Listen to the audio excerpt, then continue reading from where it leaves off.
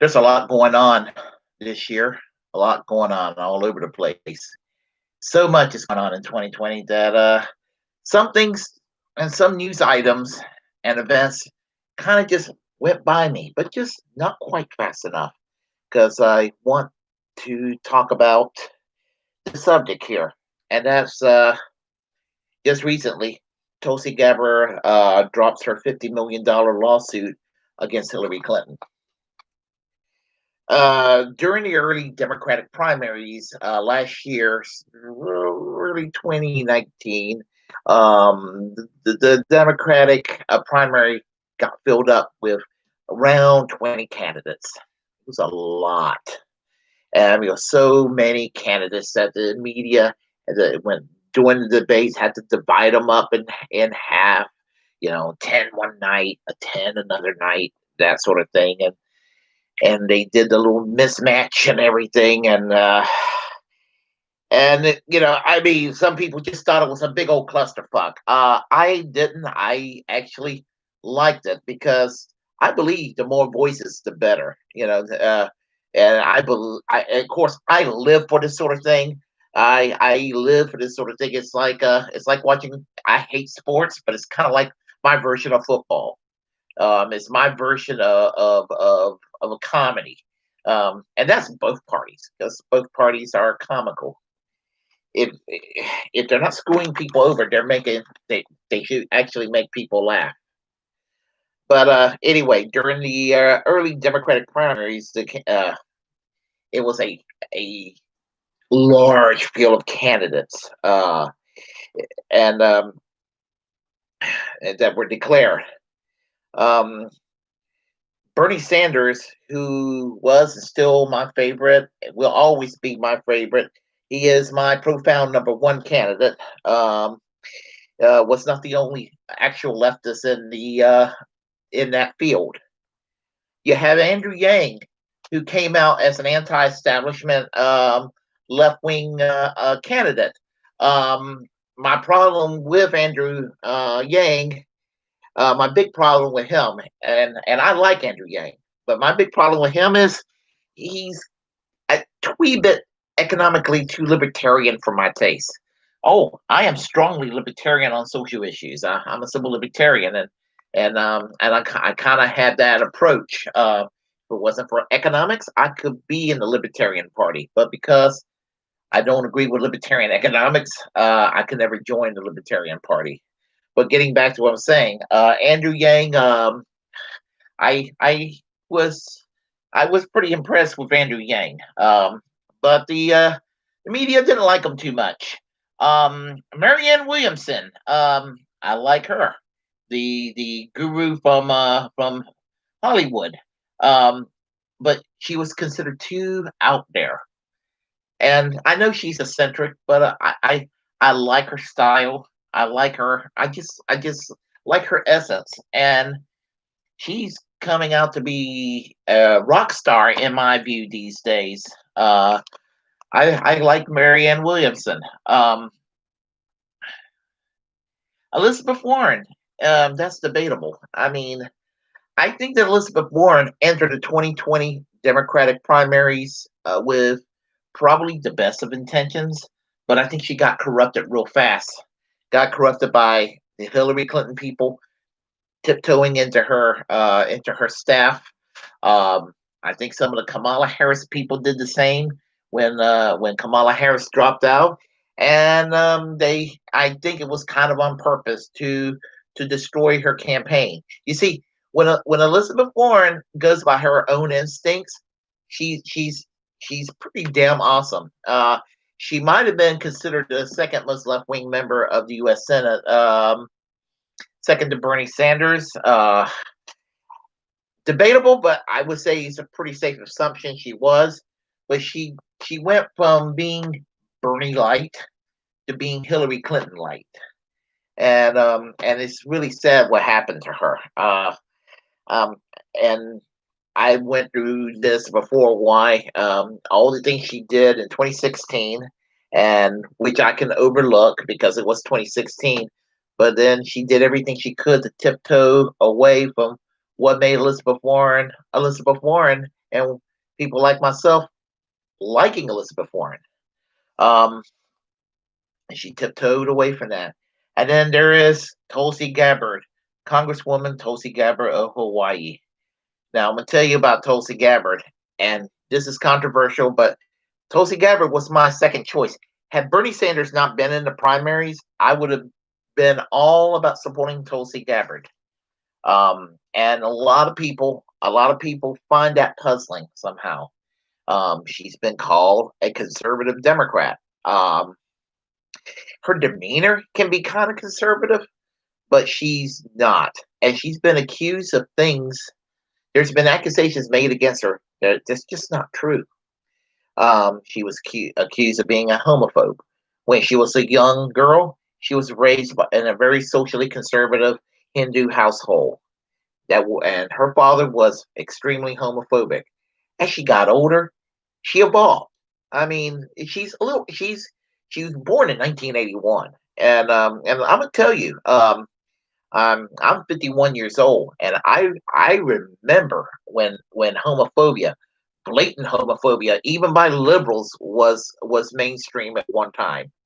So and people evolve, and they realize what Neanderthals they were for having those views. And as a member of the U.S. House of Representatives, Tulsi Gabbard has a 100% rating from the Human Rights Campaign. She's been accused of being anti-Muslim. Some anti-Muslim somebody can be if they're going around challenging the Bush Cheney foreign policy that is still with us. She does not want us involved with these wars across the pond anymore. And if she was Islamophobic, why the hell did she defend Ilhan Omar from accusations of anti-Semitism? I mean, she is almost a de facto member of the squad, the way I see Tulsi Gabbard. Um, she's been accused of having ties to Modi of India. Here's the thing: Kamala Harris has stronger ties to Modi of India. Barack Obama was very close with Modi of India, but for some reason, they decided to go and make a big stink out of Tulsi Gabbard's nominal ties with Modi. She's Hindu, so is Kamala Harris, and both Kamala Harris and Tulsi Gabbard and many people from the Indian community who are practicing Hindus are going to have ties with prominent people in India. Is a cultural thing. Um, but anyway, all these accusations, Russian ties, an Assad apologist, um, you know, uh, I mean, and as much as I respect David Packman, I don't know what the hell he meant by referring to her as part of the Leninist left. Um, as I said, I'm a David Packman fan, but I have to disagree with him calling her Leninist leftist, and disagree with his negative take on Tulsi Gabbard. Um, I see her for what she is, and she is a soldier, a veteran. She is a U.S. Army major serving in the Hawaiian National Guard in the medical unit. She served tours of duty in Iraq. She served her country well. She's seen firsthand what it was like to fight and seen the bloodshed and what it's done to the people in the Middle East, what's done to the American troops, and what's done to our society and the economy, and how destructive our military industrial complex is. Um, I think she's a very awesome lady. I have the utmost respect for Tulsi Gabbard, and I make no apologies for that. But the mainstream media and the Democratic National Committee did everything they could to impose media blackout on her. Um, she was she was hated as much as Bernie Sanders. The difference between the hatred of Bernie Sanders and the hatred of Tulsi Gabbard is since Tulsi Gabbard is a more obscure voice, it's easier to impose a media blackout on her. With Bernie Sanders, we all know who the hell Bernie Sanders is these days. And this is not the first time. In 2008, I saw how they fucked over Dennis Kucinich of Ohio, giving him a media blackout. They did it that in the Republican side. They did it to Congressman Ron Paul. If you ruffle the system, in either party, and you're outside, you're a bona fide progressive in the Democratic Party, or if you're a libertarian leaning person within the Republican Party, you're both kind of on the outside, and the system don't like outsiders. And I'm talking about both parties. So anyway, with regard to Tulsi Gabbard, she was for a while kind of made the threshold to every other debate. And then she decided she had enough of this, and she decided to go with avoid boycott the debates and just go out and meet the people, take her case to the people. I kind of think that she should have made a big stink about it, and just really shamed the DNC. But now let's talk about Hillary Clinton. By October, Hillary Clinton was interviewed, and she started talking about a certain candidate, and did not mention that certain candidate by name. And but she started talking about Russian ties and the vote shaming, basically saying this person is going to run as a third party candidate and play the role of Jill Stein. She was insinuating that Tulsi Gabbard will say, "Fuck the Democrats. I'm going to go run as a Green," and supposedly be a spoiler, and which turned out not to be true. And then started talking about Russia, Russia, Russia, Russia, Russia.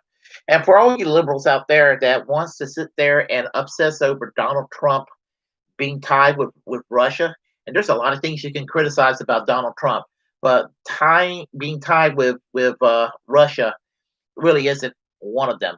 And it's a dangerous thing because they're not just doing it to Donald Trump.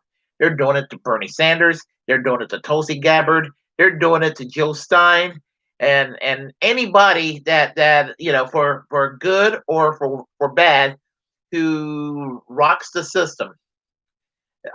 They will go and try to smear you. Um, and that's what Hillary Clinton was trying to do. She, whenever she's interviewed, she just always whine, "Bernie hurt me, Bernie hurt me, Bernie hurt me." I mean, she is bitter. Well, here's the problem with what Hillary Clinton did, insinuating that Tulsi Gabbard is a Russian asset. The problem with that is that she is an officer in the army, and she could be put on trial, possibly court martial, if enough people who hates her um, prop up charges against her of treason. And if I'm not mistaken, there is a federal death penalty still for treason in the United States. And basically, the way I looked at her, she would have been potentially the American Hindu version of what is called the Dreyfus Affair in the 19th century in France, where anti-Semitism played a role in a military officer by the name of Dreyfus. If you check the Dreyfus Affair, you will see the possible link there. But as I said, the progressives are divided on her. They think that she's too conservative, or they think she's a secret right wing person. Some people even call her a white nationalist because Richard Spencer has some nice things to say about her.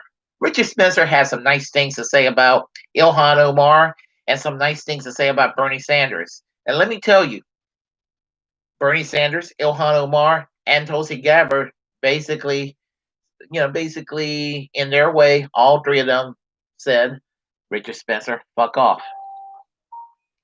But anyhow, well, Tulsi Gabbard's got very, very interesting enemies. Um, I mean, sure, if you manage to be hated by Hillary Clinton, and you're managed to be hated by Meghan McCain or Mark Levin, being hated by Hillary Clinton, Meghan McCain, and Mark Levin kind of might make you an awesome person by default. Because let me tell you, I despise Hillary Clinton for fucking over Bernie Sanders. I despise her for her and her husband's role in destroying the Democratic Party as I once known it. I despise her for me personally losing friends in the 2016 election because I voted for Jill Stein. I totally despise Hillary Clinton. Make no apologies about it. She is not progressive in any way, shape, or form. She is a horrible, horrible human being and was made a fucking victim when she lost the 2016 election. Anybody who has over $100 million in their bank account ain't a victim. But suffice to say that people were saying, well, she appears on Fox News.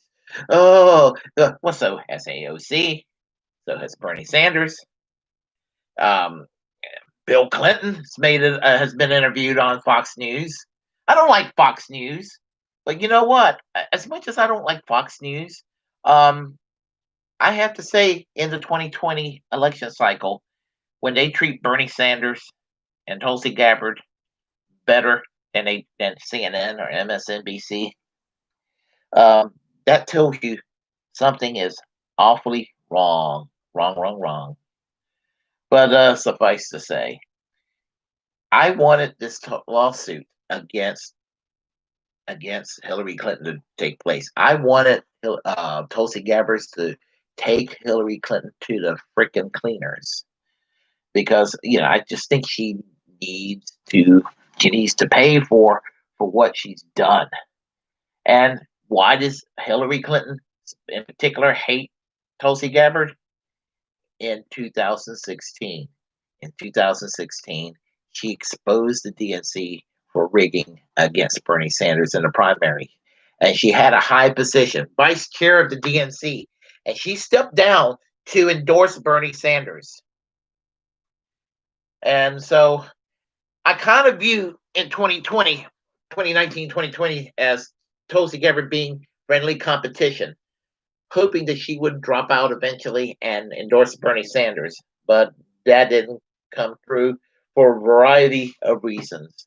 And I think that what happened was there was discussions about a possible endorsement, and it didn't happen because Bernie Sanders also had bad advisors in his campaign, and they thought that Tulsi Gabbard was too out there, too out of the loop, and whereas Bernie Sanders wanted to acclimate himself and make himself more presentable to the mainstream, which I am very disappointed with Bernie Sanders in that regard because Bernie, being an outsider, made you who you are. That's why we care about you because you were an outsider. You are an outsider still, but you're trying to fit in with the in crowd, and there's nothing benevolent about that in crowd. But anyway, she ended up endorsing Joe Biden, and I think that she did it for her own self-preservation.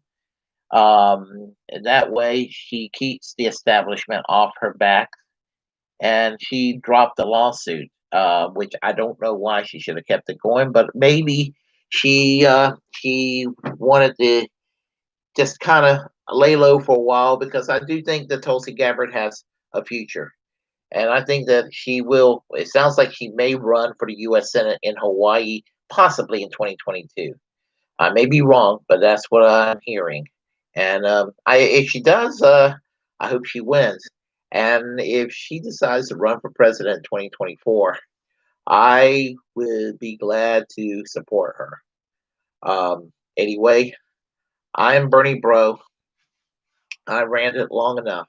If you like what you heard, please feel free to subscribe. Tell your friends about this channel and subscribe. Peace.